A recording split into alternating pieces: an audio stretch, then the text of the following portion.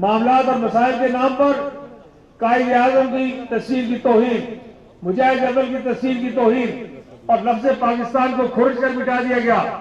او بدبختوں، کمبختوں، لفظ پاکستان ہمارے دل میں لکھا ہوا ہے اللہ تعالیٰ کے فضل و کرم سے، اس کو کہاں سے مٹاؤ گے، کس جگہ سے مٹاؤ گے؟ پاکستان کا مطلب کیا؟ لا الہ الا اللہ۔ پاکستان کا مطلب کیا؟ لا الہ الا اللہ۔ پاکستان سے رشتہ کیا؟ لا الہ الا اللہ۔ آزاد کشمیر کے لوگوں پاکستان کے ساتھ کھڑا رہنے کی بات بھی ہے، اور آپ نے ہم نے اس بات کا عہد کرنا ہے اور پاکستان کو یقین دلانا ہے، اہل پاکستان کو یقین دلانا ہے کہ ہم پاکستان کے ساتھ مضبوطی سے کھڑے ہیں اور کھڑے رہیں گے اللہ تعالیٰ کے فضل و کرم سے۔ آج مجھے خوشی ہے کہ مسلم کانفرنس کا جھنڈا تو اپنی جگہ ہے، لیکن آج پاکستان کے بہت بڑے بڑے پرچم آپ نے بلند کیے ہیں۔ آزاد کشمیر کے پرچم کے اندر پاکستان کا پرچم موجود ہے۔ آزاد کشمیر میں ہم کو اس عہد کی تجدید کرنی ہے، اس عہد وفا کی تجدید کرنی ہے کہ ہم بھی کشمیر بنے گا پاکستان کے نعرے کو بلند سے بلند تر کریں گے۔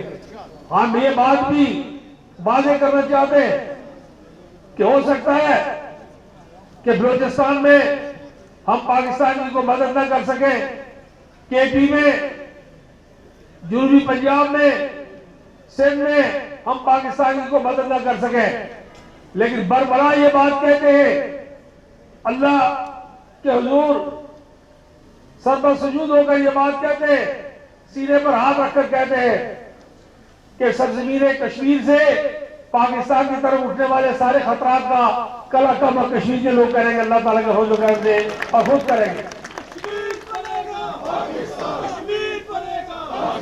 میں آج خود کو خوش قسمت سمجھتا ہوں کہ میں اس تاریخ ساز اور تاریخی کنونشن میں موجود ہوں، اس کا حصہ ہوں۔ مجھے یقیناً بے حد خوشی ہے کہ مقبوضہ جموں و کشمیر کے عوام کی نمائندگی کرتے ہوئے میں کشمیر بنے گا پاکستان کے اس نعرے کے ساتھ وابستہ ہوں۔ یہی حق خود ارادیت ہے، اسی کے لیے ہم نے قربانیاں دی ہیں۔ آج دو لوگوں کو موت پڑے گی کشمیر بنے گا پاکستان کنونشن سے، دو لوگوں کو، دو قوتوں کو موت پڑے گی۔ ایک قوت ہے ہندوستانی میڈیا، اور ایک قوت ہے ہندوستانی ایجنٹ جو مختلف جگہوں میں پائے جاتے ہیں، ان کو موت پڑے گی۔ کشمیر بنے گا پاکستان کے اس جاندار کنونشن سے۔